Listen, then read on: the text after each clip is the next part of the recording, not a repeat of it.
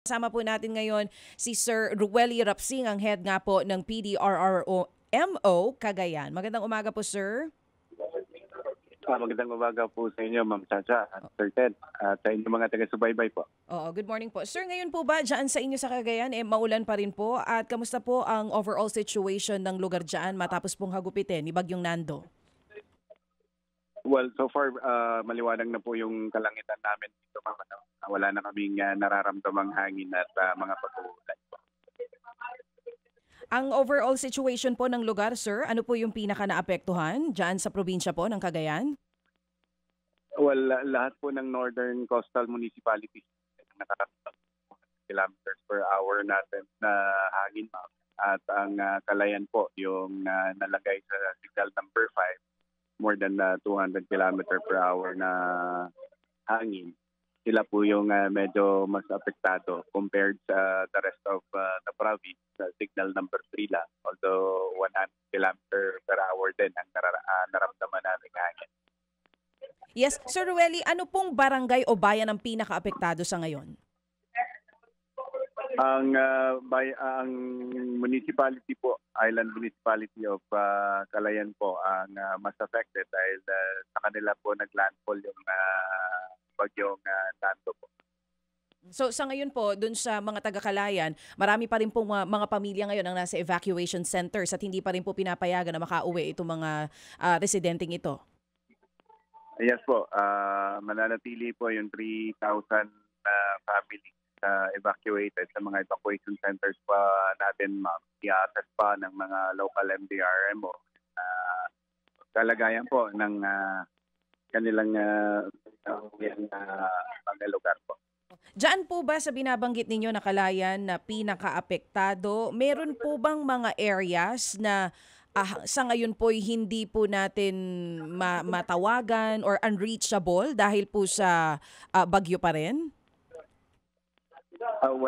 As to communication, sa Calayan, wala kaming ma-establish na communication.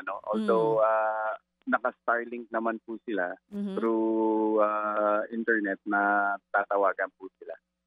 But as to telecommunications, wala, smart lang po ang pwedeng pantawag doon, pero down po yung smart communication. So down po ngayon ang linya ng komunikasyon. Kamusta po ang kuryente natin dyan? Wala pa rin po hanggang sa ngayon. Kasagsagan ng Bagyong Nando, Ma'am, almost all municipality may power interruption. Sa ngayon po, itong mga northern municipalities na lang ang nananatiling walang power po. Sa ngayon po, itong mga pamilya na nasa evacuation centers, ano po ang pinakakailangan nila? As to food po, Ma'am, sapat po yung stockpile ng barangay and local government. Kami dito sa province po, wala pang humihingi ng augmentation sa amin ng mga local governments na na-short na po sila. At hindi rin pa kami nakakahingi ng augmentation sa DSWD. So sapat na sapat po yung mga food items. Oo, kasi nga parang meron pong mga dumating na at naihanda na para po dito sa mga evacuees natin. Pero sir, sa initial assessment lamang po dito sa naging damage ni Nando diyan po sa probinsya ng Cagayan? Ngayon pa lang lalabas yung ating mga MDRMO to assess damages, Ma'am. Naghihintay pa lang kami ng mga papasok na ulat po galing sa kanila. Opo. Wala ho namang bayan na isolated sa komunikasyon? Wala po, Sir Ted. Yun lang Calayan po ang hindi po matawagan through smart communication po nila. Opo, pero nakakatawag tayo sa kanila through internet po. Opo. But naka-Starlink po sila kasi doon. Okay, pero yung po'y magandang balita, kasi functioning ang ating pong telecommunication so far sa lahat ng bayan ng Cagayan. Yes po, Sir Ted. Hindi naman po nag-back down yung communication natin kahapon. Okay, sige po. Sir, yung pong report ng injuries or casualties, meron na po paunang report? So far, zero casualty tayo, sir. Wala pang pumapasok na mga reports from MDRMO. Opo. Diyan sa mga kalapit bayan ninyo, mga tulay, meron ho bang mga sinasabi na damage? infrastructure so far ho?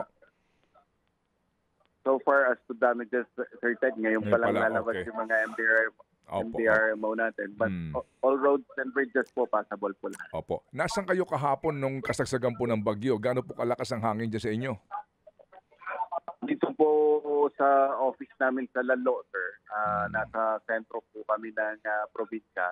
Ang naramdaman po namin dito ay more than 100 km per hour na hangin.